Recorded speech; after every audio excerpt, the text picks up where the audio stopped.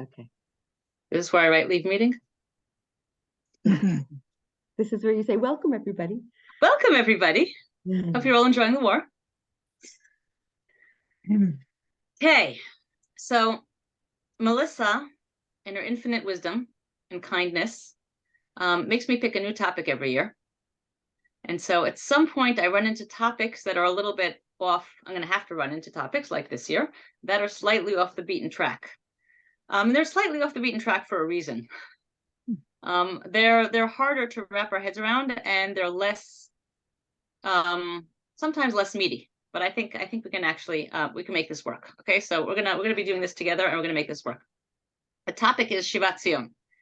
And those of you who have been with me for the previous years know that what I usually like to do is I usually like to take a text, which is a story of some sort, a narrative, and pick it to tiny little pieces, right? And try to understand it from all the directions and all the motifs and all the whatever literary stuff. And I find that very engaging and a lot of fun. You can't do that with this stuff, okay? Because what we have here is not something that we're going to be looking at each word. We're not even going to be just reading it, most of it in the original, because a lot of it's in Aramaic.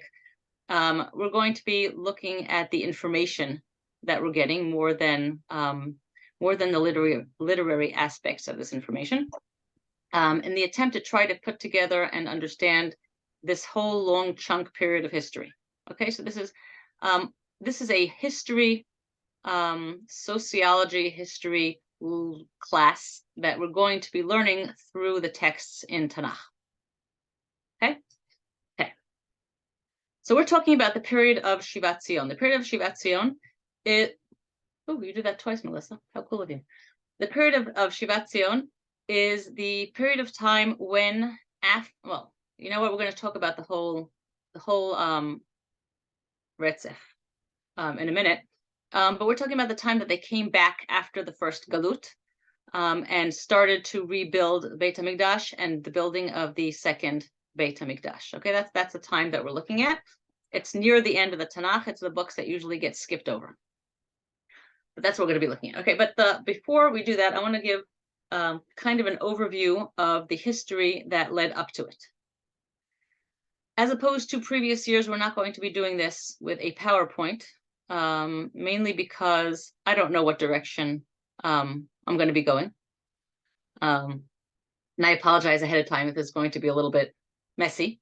But I hope that you have a Tanakh. And if you don't have a Tanakh, I'm just going to be putting on screen, the share screen, my my internet with whatever Tanakh website I'm going to choose at the moment. Okay, good. So let's start with the history. The history starts like this. The history starts with Bereshit, right? We did that last week. And the Torah takes us from Bereshit until they are about to enter Eretz Yisrael. That is the huge chunk of Am Yisrael history, from Avram Avinu, I guess, until they enter the land. That is the first chunk of history in which Am Yisrael is not in their land. This is followed by a very much longer period of history from when Yehoshua comes into the land, conquers the land with the people, through Sefer, that's 14 years, through Sefer Shoftim, they settle the land, through Sefer Shoftim, when they try, Shofet after Shofet, to figure out the governance system, which is a big flop. That's about 400 years. And then we have Sefer Shmuel with the monarchy, right? We have Shmuel, and then we have the first king Shaul, and then we have David, and then we have Shlomo, and then the kingdom splits, and we have the northern kingdom and the southern kingdom. That's Sefer Shmuel, Aleph Bet, Melachim Aleph, Melachim Bet. Okay, toward the end of Melachim Bet, because of all the sins and all the horrible things that you know about, or you can learn about in Sefer Melachim, actually from Sefer Shoftim on, God sends the Assyrians at first to punish us. The Assyrians come. We're going to see all this in Psukim soon. I just want to give you the overview. The Assyrians come and take over the northern kingdom and exile them. And about 135 years later, the Babylonians come and take over most, or what's left of, the people in the southern kingdom, burn the Beit HaMikdash, exile the people, And that's the end of the period of Am Yisrael in Eretz Yisrael. Phase 1. Okay? That's how Sefer Malachim ends. We have the accounts of that end also in Sefer Malachim, also in its parallel account in Sefer Divrei Hayamim, right, in Chronicles. And both of those accounts, or the account of what's happening toward the end of Beit Rishon, of the First Temple period, is also found in the works of the prophets that prophesied at the same time, alongside the happenings, right? So alongside the kings in the northern kingdom. In the southern kingdom, we also have the prophets that were telling them, beware, because if you don't, do tshuva, then you're going to get this exile and destruction. That's mainly Yirmiyahu and Yechezkel. So we have the accounts also somewhat in Yirmiyahu and Yechezkel. After the Babylonians come in and burn the Beit HaMikdash and exile the people, that's the end of the period of Am Yisrael and Eretz Yisrael, number 1, and they go out to Galut. Galut is all over the Babylonian Empire, and also some people in Egypt. We're going to see that too. And they are in exile for a period of, this is where I'm checking to see if you're still with me. How long? They're in exile 70 years. 70 years. Okay.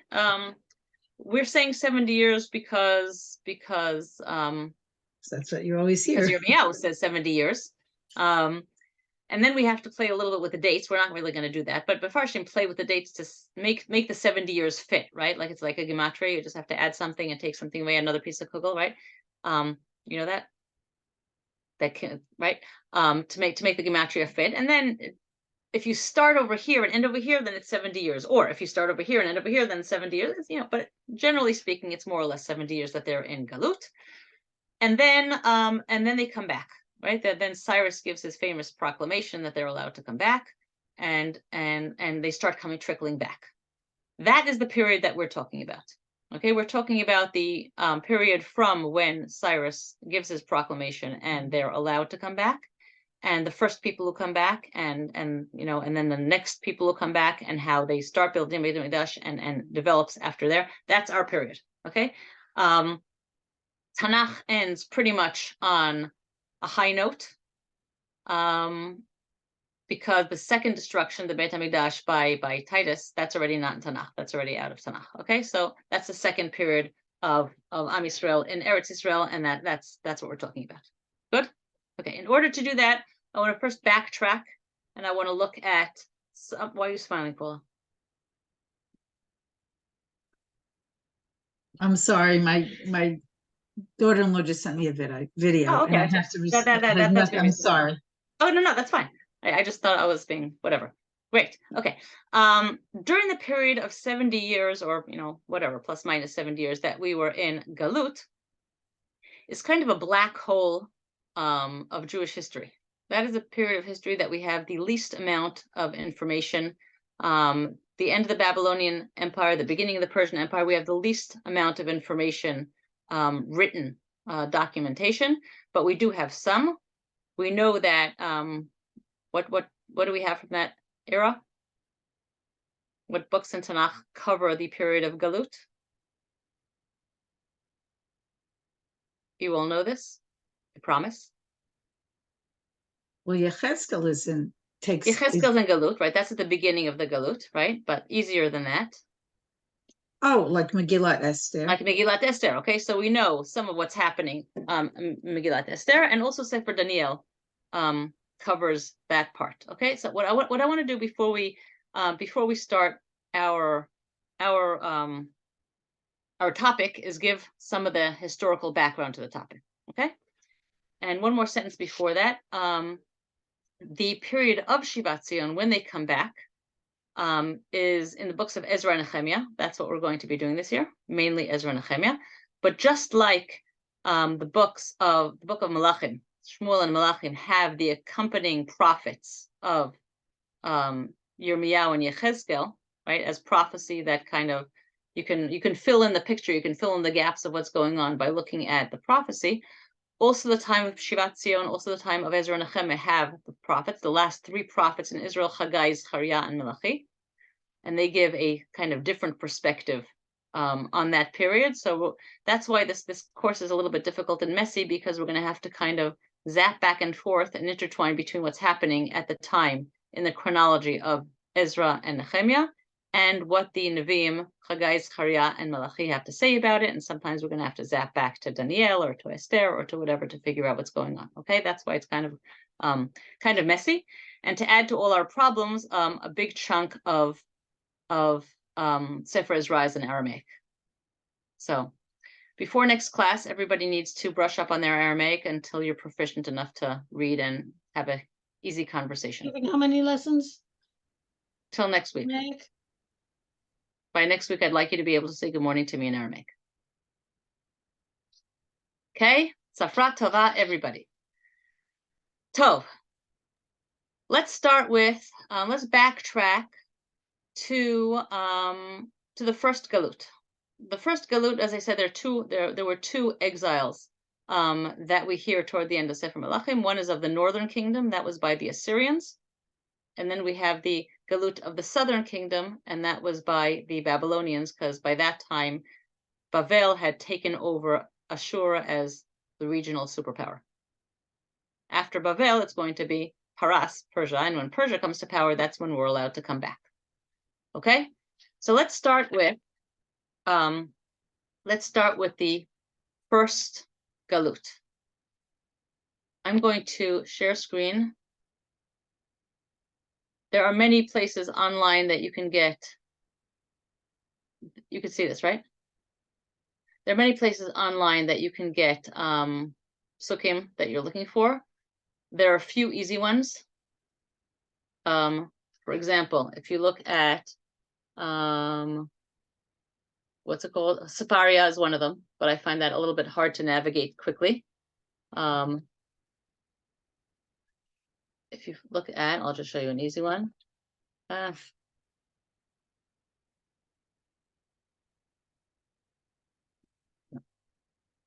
don't remember what it's called. Magar. Here. Kodesh at Snunit. Let's find it. Tanakh part. Here.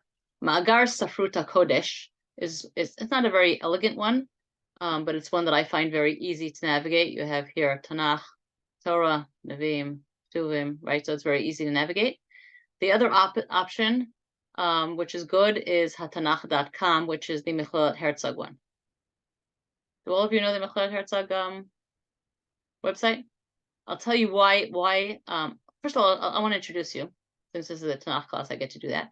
I want to introduce you to the Herzog Tanakh website. So it's at hatanach.com. See that? hatanakh.com.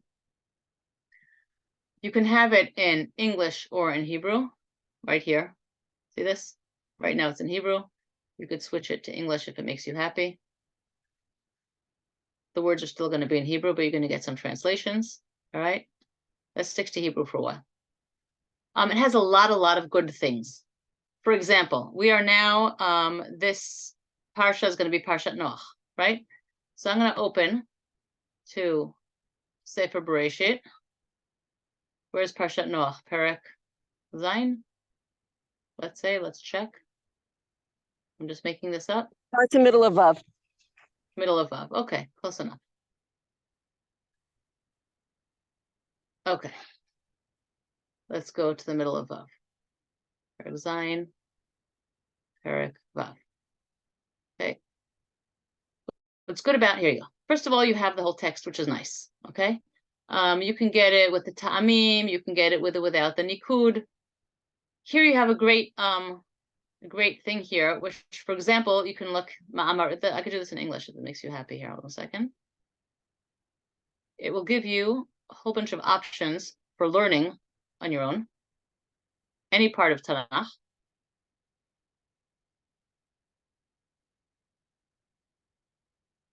Once it loads. Okay, here we have it in English. You can have articles, you can have audio, video, you can have things that are related, commentary, all the Mefarshim. If you want to read it in the Targum, that's great too. For example, if I open articles, if I click on articles, it gives me a whole bunch of choices, right, of articles on the topic. These are just in English.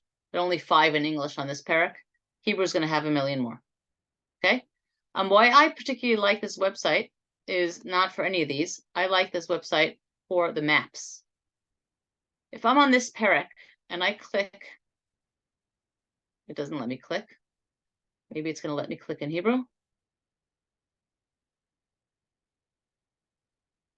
If I'm on any parak in Tanakh and I click on the maps icon, then it gives me a map of, well, apparently not this parak.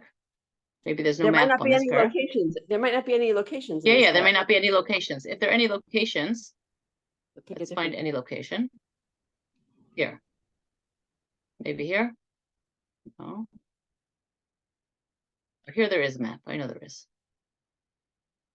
Is it just me? Melissa, do you know why this is not working? No, I could try on my computer. Hold on a second. I really want to show them. Yeah. That is weird. Okay, so maybe right now maybe their website whatevering, right? The glitch. Yeah. Usually, yeah, they're probably working on the website or something. Usually when you have a parak here and you press on the map, it'll give you the map of Israel with all the places that are in that parak with little flags on the map, which is often very useful because then you could see what it is they're talking about. If they're not sure, the scholars at Herzog, where exactly it is, it's going to be with a little question mark. It'll give you some options, okay? But this is a very useful feature. You can even have the current map of Israel, like the road map, superimposed on it, and then you could see next to what highway or next to what current city, whatever places in Tanakh are talking about, which is very cool. Okay, since we are here, I'm going to use this website. I want to open Melachim Bet, Perek Yud Zayin.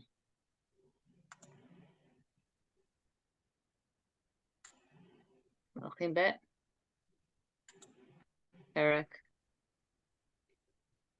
Yud Zayin. You're welcome to look at your own Tanakh or to look at my screen, as you wish. Okay. We're nearing the end of as I said, the Northern Kingdom. Okay, Bishnat 12 la'achaz melech Yehuda, and the 12th year of in Melachim, the chronology is always synchronized between the Northern Kings and the Southern Kings. So whenever there's a king in what we're talking about, a king in one of the kingdoms, we're going to hear how many years the king in the other king, like how it fits together. So here, Bishnat 12 la'achaz melech Yehuda, Malach Hoshea ben Elah b'Shomron. So King Hoshea ben Elah became king in Samaria in the northern kingdom, when in the southern kingdom, Ahaz has already been king for 9 years. That just kind of places us on the timeline. So he's king in Samaria, Hoshea, and he's king for Tesha Shanim, for 9 years. And then we have the usual Tanakh evaluation of this king. Vayas hara b'nei Hashem. He was not a good king. He was bad king, but not as bad as some of his predecessors. And now we hear this. Alav Allah Shalmaneser melech Ashur. The king Shalmaneser, the king of Assyria, came to fight against him. Vayhilo Hoshea Eved Vayashev lo mincha. And Hoshea, the king of the northern kingdom, became his slave and had to bring him tribute. Vayimtza melech Ashur v'Hoshea kesher asher shalach malachim el so melech Mitzrayim.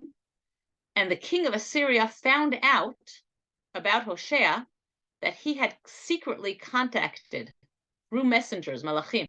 He had secretly contacted So, the king of Egypt. Why would he contact So, the king of Egypt? To help him.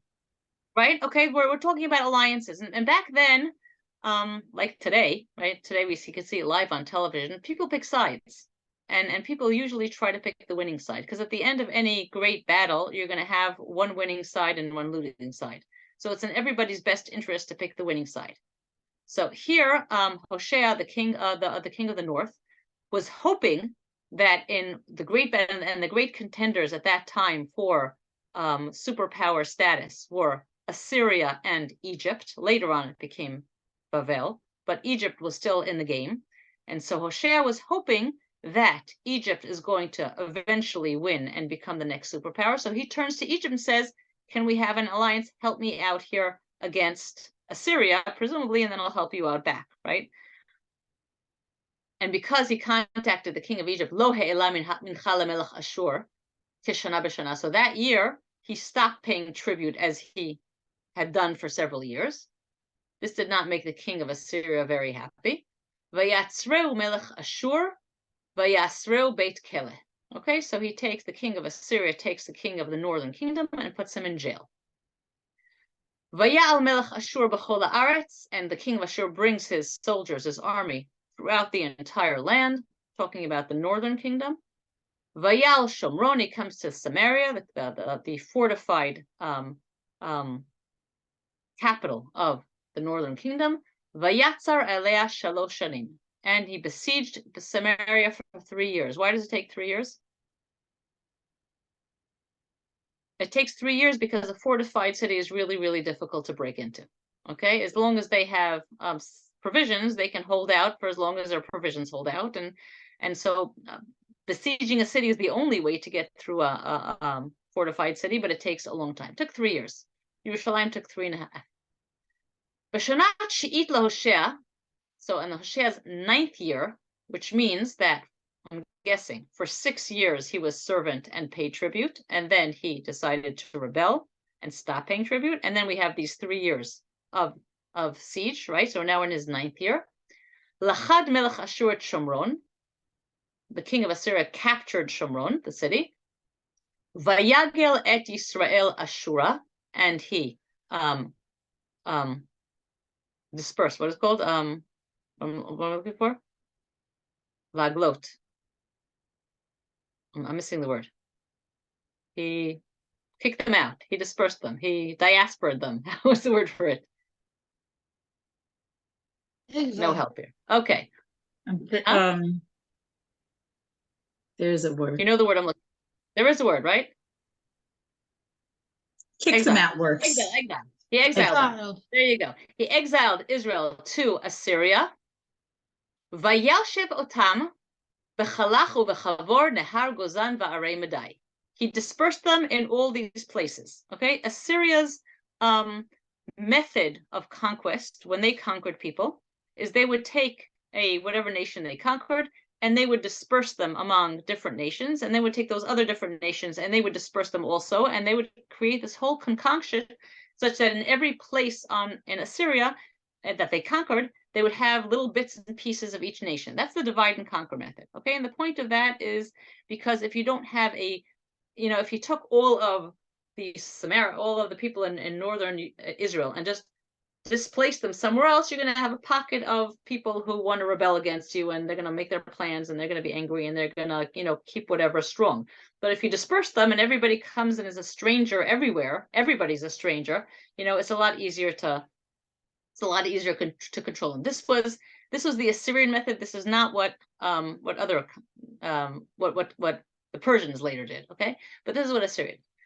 Vayhi chatu bnei Yisrael Hashem Elohehem hama'aleh otam me'eretz Mitzrayim mitachat yad Paro melech Mitzrayim vayir'u Elohim achrim. Now we're getting the narrator's evaluation of why this happened. Okay, because you have it's a very dry description here, right? He took them. He entered Samaria. He took all the Israelites and he dispersed them. The end, right? That's a very, you can almost skip over it, but that's the end of the northern kingdom. And we hear it's because Bnei Israel had sinned to Hashem, their God, the God who had taken them out of Egypt from under the hand of Paro, the king of Egypt. In other words, we kind of owed it to God, right? And instead of that, we went and worshipped other gods. So we deserve this punishment, and this is the punishment that we got. And here we have a further description of all their sins. Vayilchu bechukot hagoyim asher horish Hashem b'pnei bnei Yisrael u'malchei Yisrael asher asu. And the Israelites, not only did they what does it mean that they feared other gods? They did what the other nations did. Which other nations? The nations that God himself had kicked out of Eretz Canaan so that we can live here. So instead of being grateful and worshiping God, we just took over those Canaanite gods. Okay, that's very ungrateful of us. ויכפו בני ישראל דברים אשר לא כן על השם אלוהיהם. We did things that were not correct, not worthy, not right for God. ויבנו להם במות בכל עריהם ממגדל נוצרים עד עיר מבצר, and we built bamot. We had a Beit HaMikdash, and instead of sacrificing and worshiping God through Beit HaMikdash, we built all these altars and all these other places which we're not allowed to do. ויציבו להם הצבות ואשרים על כל גבעה גבוהה ותחת כל עץ רענן. Every spare, if you can imagine every place that is populated by people picnicking on Yom Ha'atzmaut, that's where they erected an altar and worshipped other gods everywhere. ויקדשו שם בכל במות כגויים אשר יגלה השם מפניהם. If you notice, we have a very, very small description of the war. You don't even hear a war, of the siege and the exile, and a very, very long description of all the sins that led up to this, right? Because Tanakh is not and does not purport to be a history book. It's a theology book, right? So even though it's telling us what happened, it's more important for the author of Sefer Melachim, in this case Yirmiyahu, to explain to us why it happened, okay? Hopefully that we can learn from history. V'yasu dvarim ra'im lahachis et Hashem, and they did things lahachis, right? They did a lot of bad stuff, and then we more, all this stuff. We're not going to read all of this. This whole parak is all the things that all they did bad. Okay. Here we have the second half of the Assyrian king's program. I said they took the people from Israel and dispersed them. And now we hear that he also took people from other nations that he conquered and dispersed them also. And some of those other people, and this is going to be important for us later on, some of the people that the Assyrians had conquered in other lands, he picked up and he placed in the northern kingdom, right? Once he had taken out Bnei Israel from there, he could then fill it up with other captives from other places, right? So Pasuk Kafdalad we have like this: Vayaveh melech Ashur mi Bavel umi Kuta umi Ava umi Chamat usfarvaim. He took, the king of Ashur took from all these lands that he had conquered, all these Bavel, Makuta, all these places that he had conquered. He took people. Vayoshev ba'arei Shomron tachat bnei Israel. So he settled them in the cities of the northern kingdom instead of Bnei Israel. I'm having a little flashback here to Gush Katif, right? He took out our people, and filled it in with other people who he decided to stick there. These people are also miskanim. These are also people who were uprooted from their country and stuck here. They don't want to be here either, okay? But this is now where they're sent. Vayirshu et Shomron vayeshu ba'area, and these foreigners who he'd sent here from all these other countries had settled in the land and in the cities. And I'm reading this, I'm actually going to read these psukim because this is going to become important for us later on, because when Am Yisrael is going to come back from the Galut and from all their places that they were dispersed in and come back to Israel and go back to the land is not empty, right? It's not that they're just going to say, oh, I remember my grandfather used to live in Rehov, whatever, let's go knock on the door and just go in, because there are going to be other people there, and those other people there are the people that we're going to read about now. Okay, these are the people from the other countries, and they're gonna play a role later on. So these people come. Vayhi betchilat shivtam, when they first settle in the northern kingdom. Lo yaru et Hashem, they did not fear Yud Kei Vav Kei. They did not fear our God. Why should they, right? These are foreigners who come with their own gods and their own theology, and they just happen to be sitting in our land, except there's a problem with idol worship in Eretz Yisrael. Therefore, Vaishalach Hashem bahem et harayot, vayu horgim bahem. So God sent lions against the people in the northern kingdom, and the lions would kill these people, right? Those were their dragons. Vayomru lemelech Ashur lemor. And so the people from the northern kingdom who were brought here against their will from wherever they came from, they turned to the king of Assyria, who had brought them there, and they said, Hagoyim asher higlita, vatoshev ba'arei Shomron, lo yadu et mishpat Elohei haaretz, vayishalach bahem et ha'arayot. So the nations, the peoples that you had exiled from the other countries, and you had made them settle in the cities of Samaria, they don't know how to serve the God of this land, right? Because every land in their according to their theology, every land has its own deity, right? So they don't know the God of the land of Israel where they happen to be living. Vayishalach bahem et ha'arayot. He's getting the report that deity, that God, had sent lions against the people he had settled there. V'hinam memitim otam, and the lions are killing them. Kasher einam yodim et mishpat Elohei haaretz, because they don't know how to serve the local God. Okay, so that's like a cry to help to the king of Assyria. What are we supposed to do, right? You settled us here, and we're being killed here because we don't know what we're supposed to be doing regarding the local deity. We don't know him. Here's the response of the king of Ashur. Vayitzav melech Ashur lemor. So the king of Ashur puts out a decree, and he says, Holichu shama echad meha kohanim asher higlitem misham. Why don't you go? He's giving a command to find one of the kohanim. Kohanim is somebody, a priest, a servant of the God who knows how to serve this God, right? So find one of the kohanim who used to live in this northern kingdom, he says, vayilchu vayishvu sham, and have him go back to the northern kingdom, bring him back, vayorem et mishpat Elohei haaretz, and let this Kohen, the Jewish Kohen, right, the northern Israelite Kohen, send him back to the northern kingdom and have him teach all these new foreigners that are settling there how to worship the God of the land. It's a fair plan.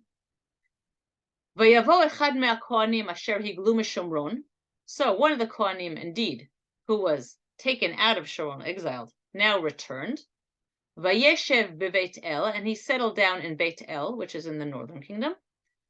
It was actually the place of when the Mishkan was in the northern kingdom, was one of the places, right? It was a religious center in the northern kingdom before the Galut, right? We had the northern kingdom and the southern kingdom. The southern kingdom, they had Beit HaMikdash, and in the northern kingdom, they worshipped whatever they worshipped in Beit El and in the north. So he goes and settles at Beit El, Vayhi moreh otam ech yiru et Hashem, and he teaches these foreigners who the Assyrians had exiled into Israel how to worship God. Vayu osim goy goy Elohav, and each of these nations that he brought from all these foreign places, each of them would worship their own God. Vayanichu beveit habamot asher asu hashomronim goy goy ba'arehem asher hem yoshvim sham, and they would worship, each nation in the cities where they were. V'anshei Bavel asu et Sukkot benot, v'anshei Kut asu et Nergel, v'anshei Chamat asu et Ashima, v'avim asu et Nivchaz, v'tartak, v'asavarim sofrim.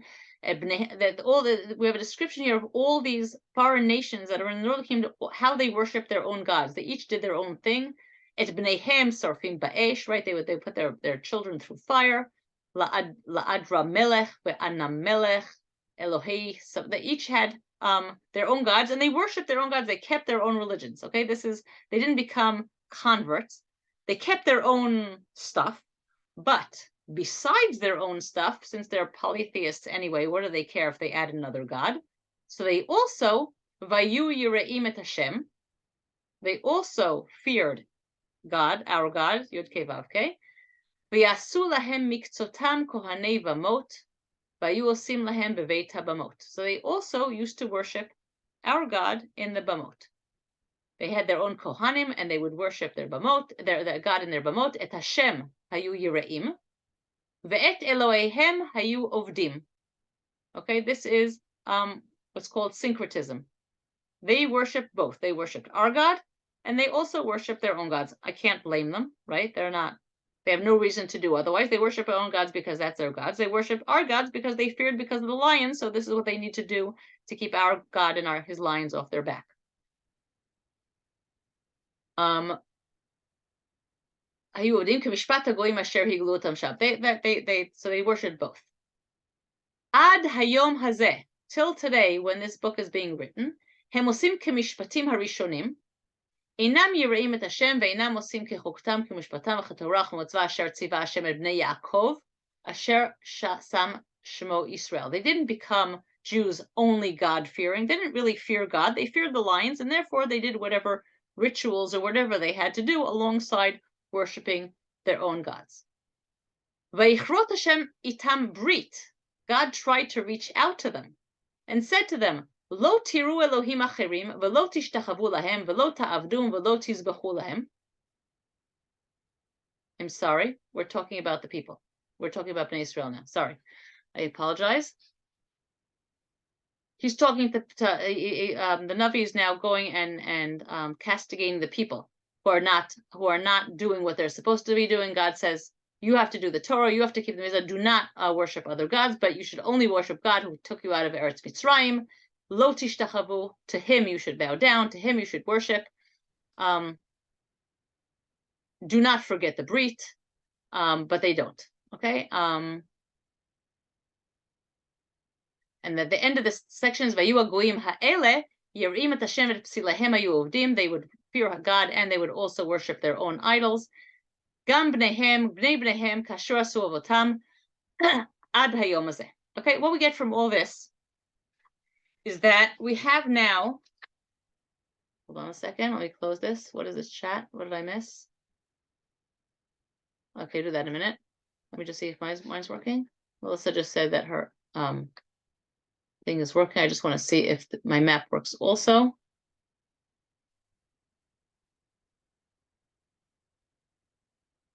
You know what? Let's open our parak. Malachim bet parak Yud Zayin.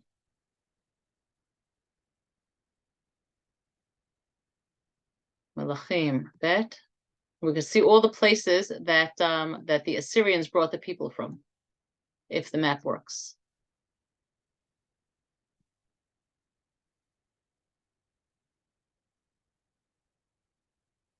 Ta-da! It works. Okay. Thank you, Melissa. So here we have the city of Shomron. You see? That's in our parak. Here we have Beit El, where the Kohen came back and settled back in Beit El. Do we have, here is Bavel. Here are the places that the Assyrians brought the people from. Here is Kut, which was mentioned before. See if we could find any other places. Here is Nahar Chavor that was mentioned. Here is the land of Assyria, their whole kingdom here. Here is Guzan, which is mentioned. In other words, they took people from all over the entire ancient Near East. There you go. There we go. Okay, Hamat, all these places, and settled them in the northern kingdom. Let's just look at what we're talking about. If this is Israel, northern kingdom is all of this. The southern kingdom is Mamlechet Yehuda, which is basically just here under Beit El Yerushalayim, Beit Shemesh, that area. Okay, so Assyria was at that time controlling all these lands, and they took all the people from all these countries, from Bavel and from Gozan and from and settled them here, and took people from Shomron and dispersed them here. Okay, good. Okay, so what do we have now? We have now that this is Galut Aseret HaShvatim. Okay, this is the Galut of the 10 tribes, and these tribes were dispersed in all the lands of Assyria, and you see how big the lands of Assyria are. And they settled there.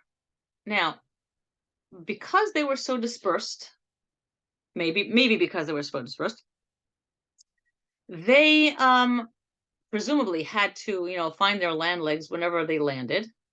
And just as we know, when you're sitting among a lot of goyim, eventually you have to make friends and neighbors, and eventually you become acculturated, and eventually you lose your own Jewish identity, right? And that's what happened to these Aseret HaShvatim, the 10 tribes that are lost forever. They're lost forever because they were so dispersed, and that makes sense, right? Because nations are defined usually, except for in our case. I believe that we are the only case, except for in our case, nations are defined by geography, right? When you say, I don't know, the French people or the British people or the American people, you're talking about people who live in France or live in England or live in whatever the third thing I said was, America, right? And it doesn't matter where, or it doesn't matter what their ethnicity is. They're just citizens of that country, and so they are identified with that country.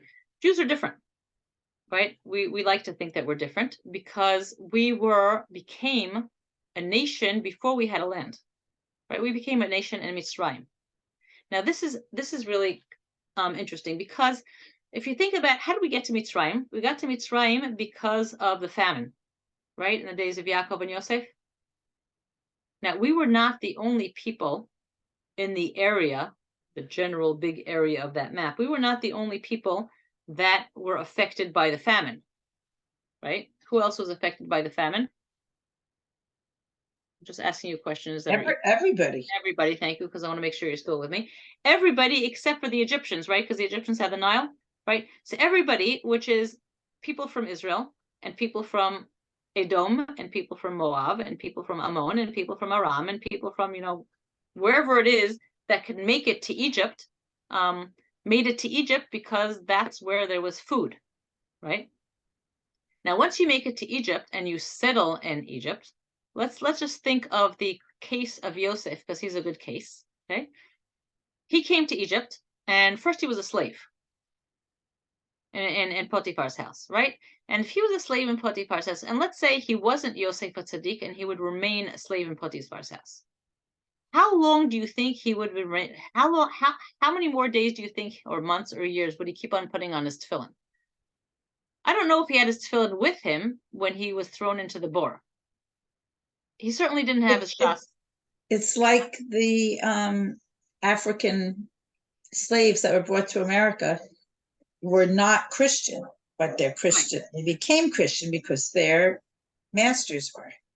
And that made sense, right? It's wrong, but in order for a group to maintain its retain its ethnic identity, you have to work really, really hard. I mean, what Shas did not so many decades ago was a deliberate attempt to keep the Sephardi culture alive in Israel because it was disappearing, right? They came to Israel. Everybody in Israel told the Sephardim that they're second rate, right? So why not just become a mainstream Israeli and daven nosach Ashkenaz and speak with whatever accent you can imitate, right? And there goes the Sephardi culture. Right, so it took a very concerted effort on Rav Avadia's part to keep the Sephardi culture, but he can only do that because he had the power to do that, he had the people to do that, he had the money to do that, he had the influence to do that, right? But if you don't have that, then it really makes more sense for a people who are settled elsewhere to assimilate into wherever they were, right? So Yosef, had he remained in Potiphar's house, presumably would not have remained unless he was Yosef. Right? If it was any other slave that was sold from wherever, it's better for whatever slave to become part of the culture than to stick out like a sore thumb as the somebody from an enslaved people, right? Even when he moved up and he had the power and he was second in command of all of Egypt, he married the daughter of a priest. Not a Kohen, right? He married Asnat bat Potifera Kohen On. So his father-in-law was a Avodah Zarah guy, right? He was Kohen On, and his wife raised his children as whatever she raised their children. It's not so far-fetched to say, right? So all the peoples that we were talking about before that were starving and came to Egypt because they were hungry, I can't imagine that they retained their cultural identity for long. Maybe it was a generation, maybe it was two, maybe it was three, but at some point, all these people are now Egyptians. If you check them, they may have different DNA, but they're all Egyptians. They all speak Egyptian, and they all eat Egyptian food, and they all have whatever religion, right? Which is why when we say in the Haggadah, one of the things that we say is Shahayu Mitsuyanim Sham. Is that familiar from the Haggadah? Shahayu Mitsuyanim Sham. What is Mitsuyanim Sham? Mitsuyan means excellent, but it doesn't only mean excellent. Tzion, like a Tzion derech, is something that you can mark, that you can make a note of. So Hayu Mitsuyanim Sham is that you could, at that point in time and during Avdut Mitzrayim, everybody who knew who the Jews were. They were Mitsuyan, they were their own specific group, and that was the miracle. The miracle was that when V'yotzeim Goy Mikerev Goy, right? When God took them out of Egypt, if he had to take out the Edomim, back to Edom, that would have been impossible, because go know who's an Edomi. They're already, after 200 years, they're already all Egyptians. But it was possible to take Israel out of Egypt at the time because they didn't change their language, they didn't change their clothes, they didn't change their names. They retained their own national identity, so they were a separate group and they were take-outable. Okay, so for some, that was the miracle. That was one of the miracles of Yetziat Mitzrayim, that we were enough of a separate identity that we were a nation, right? But that's not the default option. The default option is what happened to Aseret HaShvatim, the 10 tribes, that they were dispersed over Ashur and gone. Okay, so that's the end of the Aseret HaShvatim. So now all we're left back with in Eretz Yisrael after Aseret HaShvatim have been dispersed to Assyria and gone. Now the situation is Israel is divided into a northern kingdom and a southern kingdom. The northern kingdom is no longer a kingdom. It's just a real estate, right? With a whole bunch of exiles from other places in the Assyrian kingdom, of a whole bunch of people who are displaced and eventually are going to lose their own ethnic identities and become presumably one big mush of people who live in Samaria, who are later going to be called Sumerians. the Sumerians or the Samaritans. Okay, that's where they come from. Yeah. And these are The people. Good Samaritan. That's the. They're not all good. I know, but that's the phrase. Yeah. But that's why Yeah. the Good Samaritan came from Samaria. He's one of those people, okay, who were polytheists, right? They worshipped historically, and they had no reason to stop worshiping their gods because they all worship all these gods, right? They're all, maybe eventually it melded into something else, but they had multiple gods, and among the multiple gods, they also worshipped the God of Israel, which is why specifically these people in the Northern Kingdom also felt themselves as, I wouldn't say belonging to the Jewish nation, but as beholden to the Jewish God, okay, in some way. And that's where the connection comes from, okay? So that's the Northern Kingdom. In the Southern Kingdom, we still have a kingdom. We still have whatever king is there at the time. Presumably Ahaz is still king when this happened. We have the royal household. We have Yerushalayim. We have other cities in around. We have, Beit Shemesh. We have a whole bunch of other areas here, and that's still functioning. Okay, and that's near the end of Sefer Melachim. 135 years pass, and after 135 years pass, we in the Southern Kingdom are busy doing our usual bout of sins, while in the world big events are happening. Mitzrayim and Ashur and Bavel, and they're all contending for their superpowerness, and eventually Ashur gets overthrown, Egypt loses, and Bavel becomes the next up and coming power. Okay, so now that whole stretch of geography that we saw before on the map that belonged to Assyria now belongs to Babylonia, okay, to Bavel. All right, when that happened, Bavel wants to conquer. It keeps conquering, and so we're the next in line because we're a little nobody, right? If they conquered Assyria, then they already have control over the Northern Kingdom because Assyria the Northern Kingdom was Assyrian, right? So that's easy. That's just transfer of power. But the Southern Kingdom, Mamlechet Yehuda, the Judean empire, kingdom, was still independent, right? And so that was the next thing for the Babylonians to conquer. Okay, so that's what happened next. Which, from our perspective, from the Tanakh perspective, from the political realpolitik perspective, the Babylonians wanted to come to Israel because that was the next thing on their way to Egypt, right? And they're going to conquer as much as possible. From the Tanakh perspective, the southern kingdoms were still sinning, and the people in the southern kingdom were still sinning, and so we deserved to have this come upon us, right? And from the Tanakh perspective, it is God who sends the king of Bavel, whose name is Nebuchadnezzar, okay, to come and destroy the Beit HaMikdash and exile our people. That's the punishment we deserved. Okay, so now, with your permission, let's look at that. We're in Melachim Bet Perek Kaf Daled now.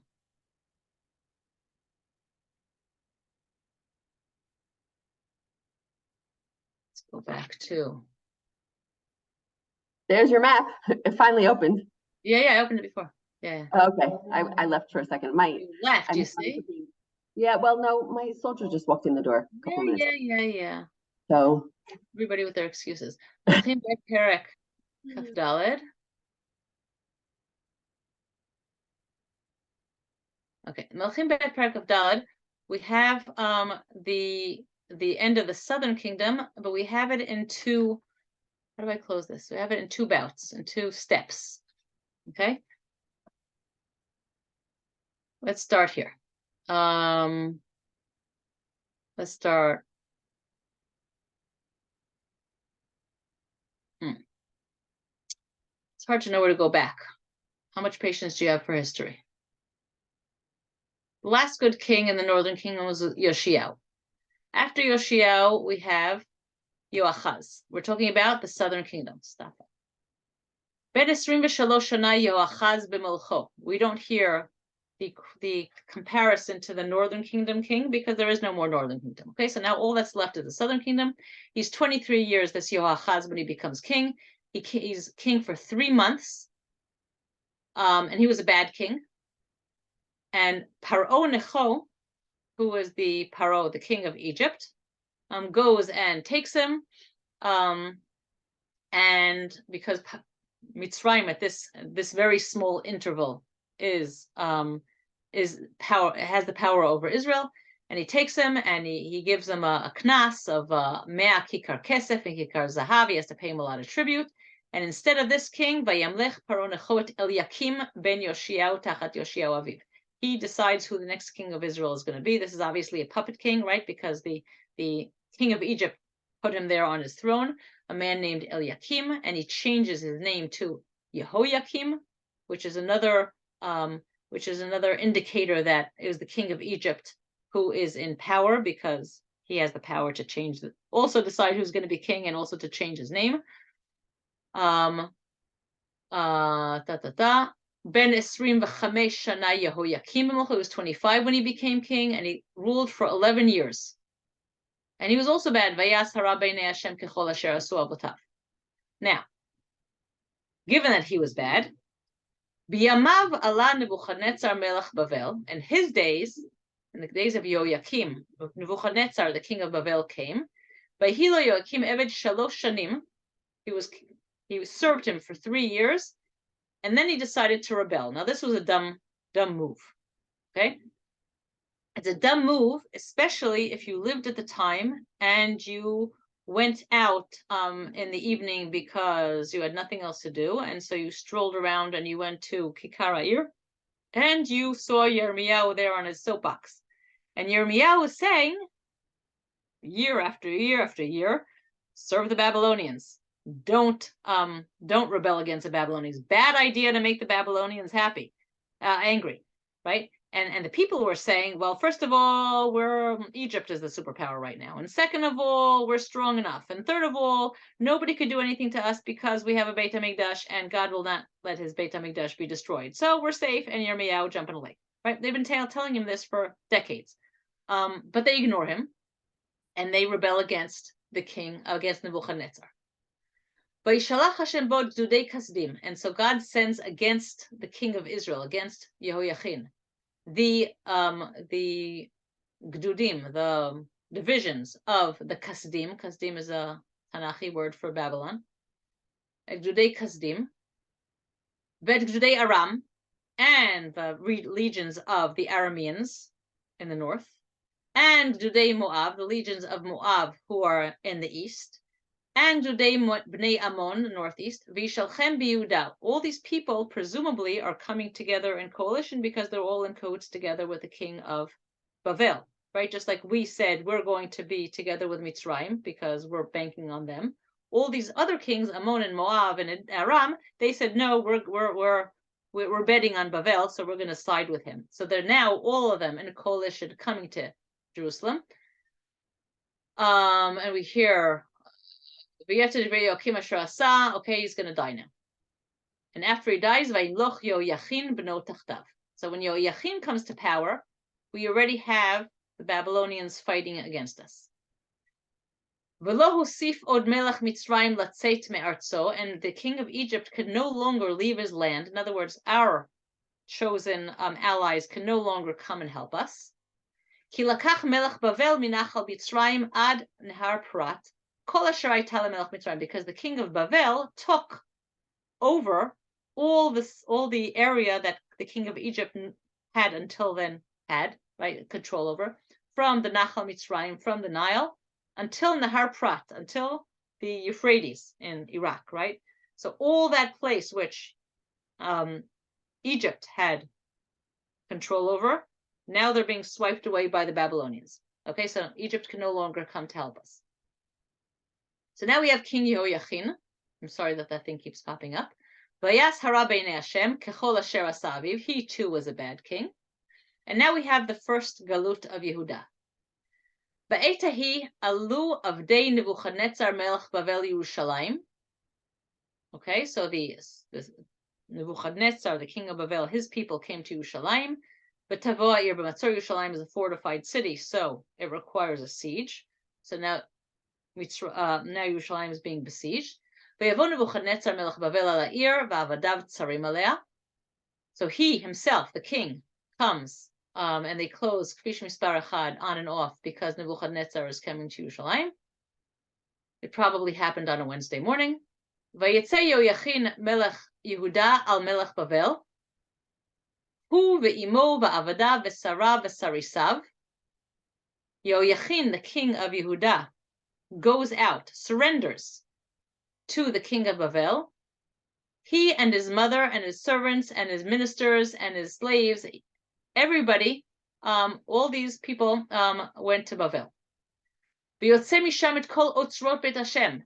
He took from there all of the treasuries from the Beit HaMikdash and all of the treasures from the palace. And that wasn't enough. He had to cut down all the golden vessels that Shlomo made.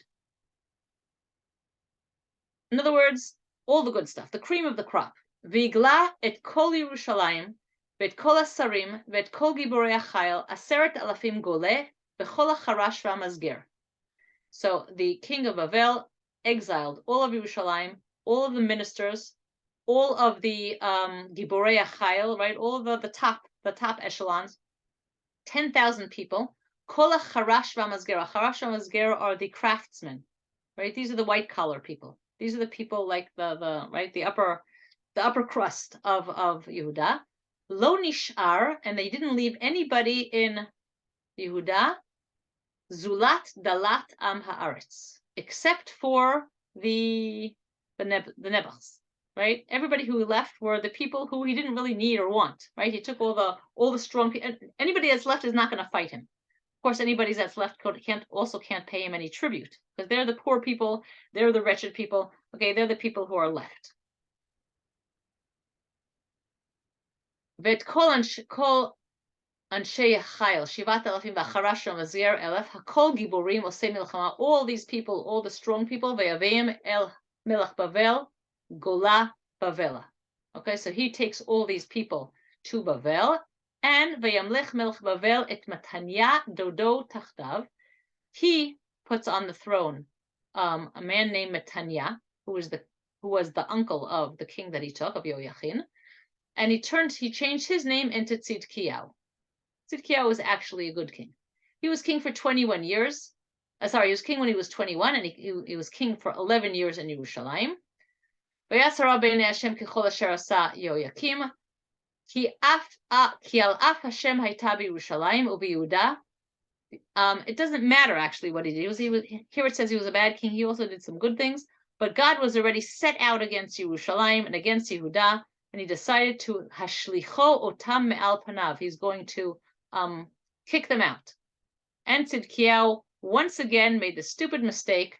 Vayimrod Tzidkiyahu b'melech Bavel, and he rebelled against the king of Bavel. Are we all following? This is clear? This is good? Okay, so now what we have is like this. Stop it. What we have now, the situation that we have now is like this. We have 10 tribes who are gone. We have a northern kingdom that is settled with Samaritans or Sumerians. We have a southern kingdom with dalat haaretz left in it, with a bunch of nobody left in it, and a puppet king Tzidkiyahu over them, who is now stupid enough to rebel against Bavel. And we have a group of people, the stronger part of the community, which is Yoyachin and all the top people, and they are taken as a group to Bavel. Okay, these are not people that are dispersed. These are people that are taken as a group. This is Galut Bavel. Okay, this is the core of Galut Bavel. This is going to be the kernel of people who are eventually going to return. Okay, these are the people who are going to be our people. But let's see what happened to the people. We have 5 more minutes. Let's see what happened to the people who are left.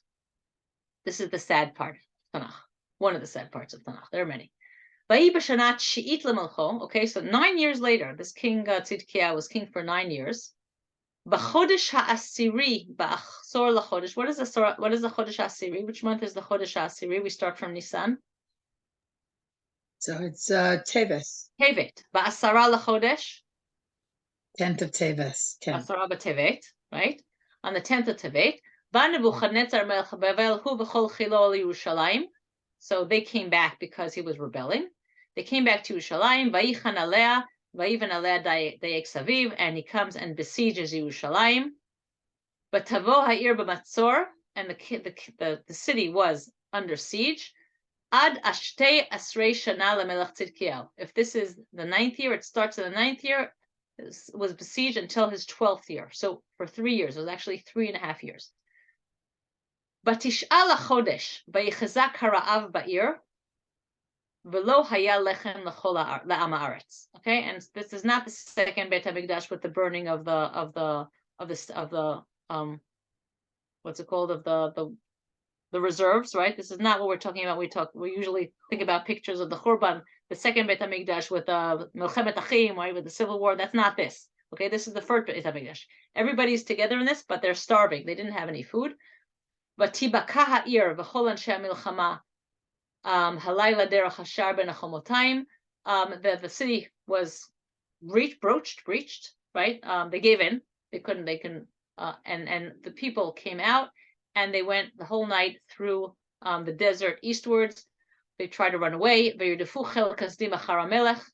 the king tried to escape. They tried to escape east and run away. They ran after him. They caught him in Arvot Yericho. They caught him in Yericho. And all the people who left the king just deserted him. They caught the king, and they brought him to the king of Bavel, and whatever, they killed his sons. Uvachodesh hachamishi. What is the chodesh hachamishi?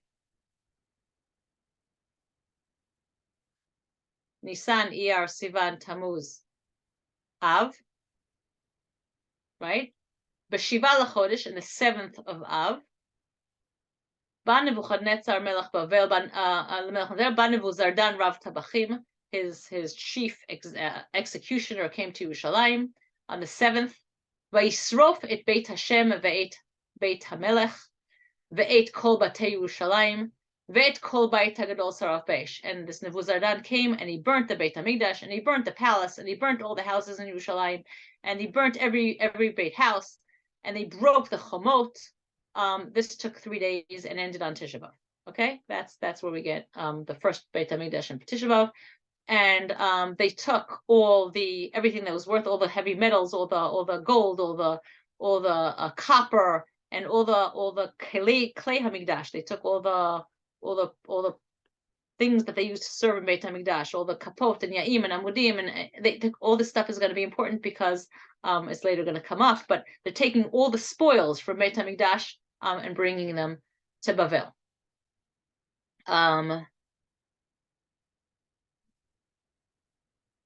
Vayagel, just the ending of this whole section. I don't want to read the whole section. Vayagel Yehuda me'al admato. Okay, and Yehuda is exiled from its land. That's the end of Israel in Israel Part 1. Va'am hanishar be'eretz Yehuda. There were still a few people left in Yehuda, not everybody left. Asher yishir Nebuchadnezzar vayafked alehem et Gedaliyahu ben Achikam ben Shaphan. Okay, and to rule over the people that were left, they appointed a man named Gedaliah. If you'd like, maybe next time we could look at the story of Gedaliah. Spoiler, he was killed, which is why we fast Tzom Gedaliah, right, the day after Rosh Hashanah. And once Gedaliah was killed, that's already really, really the end of the people in Israel, and everybody else just went to Egypt. Okay, that is the story, the back history of the Galut.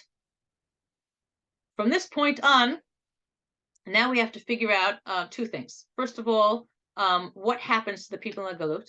In other words, what is their mind state? You know, how do they remain the kind of Jews that remained in Egypt that they were able later to return, as opposed to the 10 tribes that totally dispersed? So we're going to see some of what transpired among those, the little bit of information that we have from Yechezkel, from Esther, from Daniel, what happened to the people in Galut. And then 70 years later, what happened when they come back.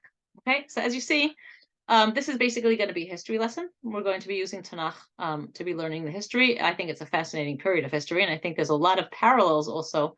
I think we're going to see once they come back to the modern 1948, when they came back and tried to rebuild the country. If you find this interesting, I'd be happy if you stayed with us. If you didn't, then have a nice war. Right, and tell your friends to come join us. Thank you. Sorry I wasn't really so present, but you see that guy in the background? I He just see. walked in. Hey, welcome. Stay safe. How long is he home for? An hour. Gotta go. Bye. Bye. Stay Bye-bye. safe. Bye-bye. Bye, everybody.